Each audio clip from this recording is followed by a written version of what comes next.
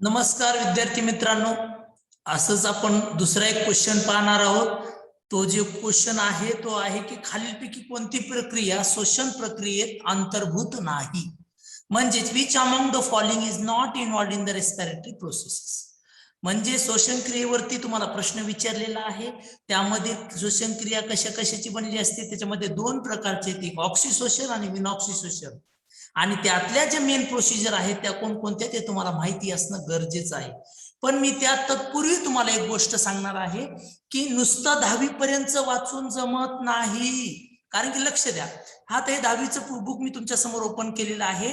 याच्यामध्ये काय दिलेलं आहे, लक्ष द्या इकडे पुढे, की याच्यामध्ये सजीव व ऊर्जा निर्मिती, तुम्हाला सजीव ऊर्जा निर्मितीबद्दल दिलेला आहे. Living organism and energy production. त्यामध्ये काय दिलेलं सगळ्यात महत्वाचं, त्यामध्ये सगळ्यात महत्वाचं प्रामुख्याने कार्बोदकाचं श्वसन क्रियेबद्दल दिलेलं आहे.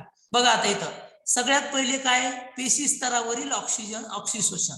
पेशी स्तरावरती काय ऑक्सिशोषण दिलेलं आहे. त्यामध्ये कार्बोदकाचं काय होतं हे बघा इथं दिलेलं आहे. त्याला श्वसन म्हणतात. सजीवामध्ये दोन प्रकारचे श्वसन असते, ऑक्सिशोषण आणि ज्याच्यात ऑक्सिजन भाग येत नाही तो विनॉक्सिशोषण. आता त्यामध्ये महत्वाची प्रक्रिया दिली, ग्लुकोज विघटन दिलेलं आहे. इथं पण तुम्हाला ग्लायकोलायसिस दिले बघा.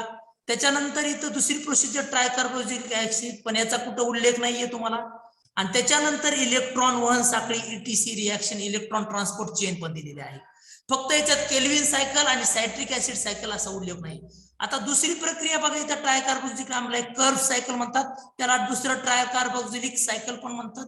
पण याच्यामध्ये असं मेन्शन नाही की हिला सिट्रिक ऍसिड सायकल असे म्हणतात. काय म्हणतात, सिट्रिक ऍसिड सायकल. हे ह्याच्यामध्ये मेन्शन नाही. म्हणजे आपण फक्त 10वीच पर्यंतचे पुस्तक वाचले, आपल्याला काहीही फरक, काही मार्क घेण्यामध्ये ते उपयोग जास्त पडणार नाहीये. साहजिक आहे, बेस तुम्हाला महत्वाचा आहे, त्यामुळे 10वी पर्यंतचे वाचणे गरजेचे. पण मार्क जर घ्यायचे असतील तर तुम्हाला 100% 11वी आणि त्याच्या पुढचे पुस्तक, 11वीचं तर बायोलॉजी वाचावंच लागेल. कारण की मोस्ट ऑफ द क्वेश्चन आता आयोग काय करत आहे, रिपीटेडली त्याच्यातून विचारत आहे. तर या 11वीच्या पुस्तकामध्ये बघा, 11वीच्या पुस्तकामध्ये दिलेलं आहे की आता त्या 3 प्रोसिजर कोणत्या आहेत. आणि त्या 3 प्रोसिजर मध्ये बघा, आता तुम्हाला सांगतो मी, त्याच्या 3 प्रोसिजर दिलेल्या आहेत. तर सुरुवातीला सगळ्यात सुरुवातीला मी तुम्हाला काय सांगेल की हे 11वीचं बुक आहे, रेस्पिरेशन अँड एनर्जी ट्रान्सफर. आणि त्याच्यामध्ये फॉर्मेशन ऑफ पेटी, त्याच्यात अनएरोबिक रेस्पिरेशन दिलेलं आहे. ते म्हणजे ग्लायकोलायसिस. काय असतं, ग्लायकोलायसिस. श्वसन क्रिया कशाची बनते, अनएरोबिक आणि एरोबिकची. म्हणजे ऑक्सिशोषण आणि विनॉक्सिशोषण. याच्यात ग्लायकोलायसिस एक दिलेला आहे. त्याच्यानंतर काय दिलेलं आहे, ग्लायकोलायसिस झाला. एरोबिक रेस्पिरेशन मध्ये पहिलं दिलं आहे तुम्हाला पायरिक ऍसिड टू ऍसिटिल CoA मध्ये कर्व सायकल म्हणतात. त्याला काय म्हणतात, कर्व सायकल. आणि कर्व सायकललाच काय म्हणतात, TCA सायकल किंवा सिट्रिक ऍसिड सायकल. बघा इथं उल्लेख आहे सिट्रिक ऍसिड सायकल, जे की तुम्हाला प्रश्नात विचारलेलं आहे. सायट्रिक ऍसिड सायकल काय, सिट्रिक ऍसिड सायकल. म्हणजेच तुम्हाला 11वीचं पुस्तक वाचणं आहे. त्यासाठीच आम्ही आणखीनही परत एकदा बॅच ऑर्गनाईज करणार आहोत, ज्यामध्ये तुम्हाला 11वी-12वी पर्यंत मोस्टली रिलिव्हंट क्वेश्चन आणि डाटा कशावरती येणार आहे अशा प्रकारे आम्ही तुमची प्रॅक्टिस करून घेणार आहोत. तर तत्पूर्वी ह्या प्रश्नावर लक्ष द्या की खालीलपैकी कोणती प्रक्रिया श्वसन प्रक्रियेत अंतर्भूत नाही. एक ते kelvin cycle, citric acid cycle, glycolysis, electron transport chain. आपल्याला जसे की 10वीच्या पुस्तकानं ग्लायकोलायसिस दिलेले, पण सायट्रिक ऍसिड सायकलला 10वीच्या पुस्तकामध्ये नाव दिलेलं नाहीये. तिथं ट्रायकार्बोक्सिलिक ऍसिड किंवा कर्व सायकल असं नाव दिले, पण सिट्रिक ऍसिडचा उल्लेख कुठे केलेला आहे, 11वीच्या पुस्तकामध्ये केलेला आहे. मग तुम्हाला हेच जर कन्फ्युजन असेल तर तुम्हाला येणार नाही.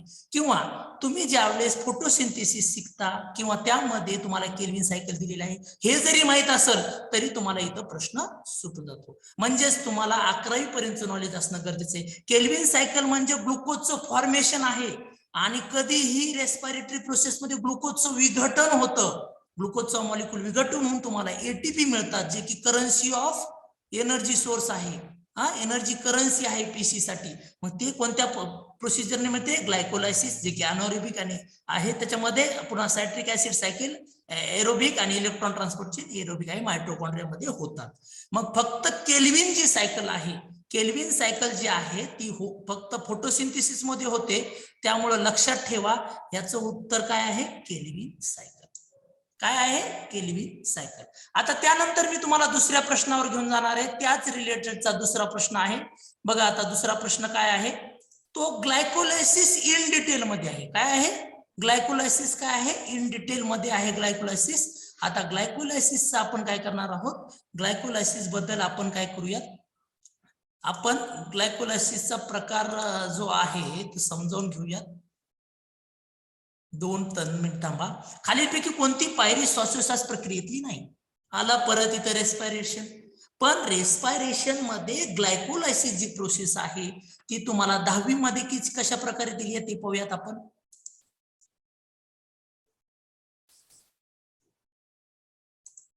दहावी मध्ये कशा प्रकारे दिली आहे ते पाहूयात. बघा ग्लायकोलायसिस फक्त दिले काय दिलेलं आहे की पेशीद्रव्यात घडणाऱ्या या प्रक्रियेमध्ये ग्लुकोजच्या कॅरियनचा टप्प्याटप्प्याने विघटन होऊन एटीपी व NADH2 आणि प्रत्येकी 2 रेणू तयार होतात आणि पाणी यांचे एटीपी NADH2 आणि पाणी यांचे रेणू होतात आणि त्याच्यापासून परत तुम्हाला एनर्जी मिळते. एवढंच दिलेलं आहे. पण तुम्हाला ग्लायकोलायसिस प्रोसेस पूर्णपणे अभ्यासायची असेल तर तुम्हाला 11वीचा अभ्यास करणं गरजेचं आहे. त्यामध्ये बघा ग्लायकोलायसिस प्रोसेस तुम्हाला पूर्ण डिटेल दिलेली आहे. ही तर ग्लायकोलायसिस प्रोसेस दिलेली आहे. त्याला मी झूम करून घेतो. हे बघा ही आहे ग्लायकोलायसिस प्रोसेस. म्हणजे एका ग्लुकोजचं विघटन होऊन शेवटी तुम्हाला पायरुव्हिक ऍसिड मिळतो. इथं ओव्हरऑल रिएक्शन आहे. ग्लुकोजचं 2 ATP 2 IP त्याच्या फॉर्मेशन करून तुम्हाला पायरुव्हेट मिळतं. म्हणजेच ग्लुकोज पासून तुम्हाला काय घ्यायचंय, पायरुव्हिक ऍसिड करायचं. याला ग्लायकोलायसिस प्रोसेस म्हणतो. आताच आपण पाहिले की ती कशामध्ये आहे, ऑक्सिजन आपण काय करतो, जे की ग्लुकोज घेऊन आपण त्याचं एनर्जीत रूपांतर करतो रेस्पायरेशन.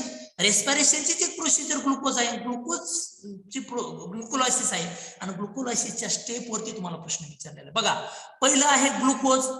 ग्लुकोज पासून ग्लुकोज 6 फॉस्फेट होते. साहजिकच कोणतीही गोष्ट तुम्हाला ग्लुकोजला तोडायचं असेल तर त्याचं आणखी ह्याच्यात हे व्हायला पाहिजे. ग्लुकोजचं कन्व्हर्जन कशावर, ग्लुकोज 6 फॉस्फेट मध्ये होईल आणि फ्रुक्टोजचं कन्व्हर्जन कशात होईल, फ्रुक्टोज 6 ग्लुकोज आयसोमराइज आहे फ्रुक्टोज 6 फॉस्फेट आणि त्याचं आणखीन जर हे केलं तर डायफॉस्फेट मध्ये कन्व्हर्जन होईल. म्हणजेच ग्लुकोज टू ग्लुकोज 6 फॉस्फेट हे बघा पहिली स्टेप ही बरोबर आहे. त्याच्यानंतर दुसऱ्या स्टेप मध्ये ग्लुकोज 6 फ्रुक्टोज 6 मध्ये, पण ती नाही दिलेली आपल्याला. Fructose 1,6 to diphosphate to fructose 6 phosphate आहे का, नाही.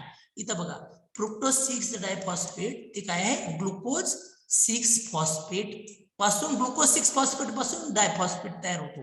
इथं खाली फ्रुक्टोज पासून डायफॉस्फेट तयार होतो. आलं लक्षात.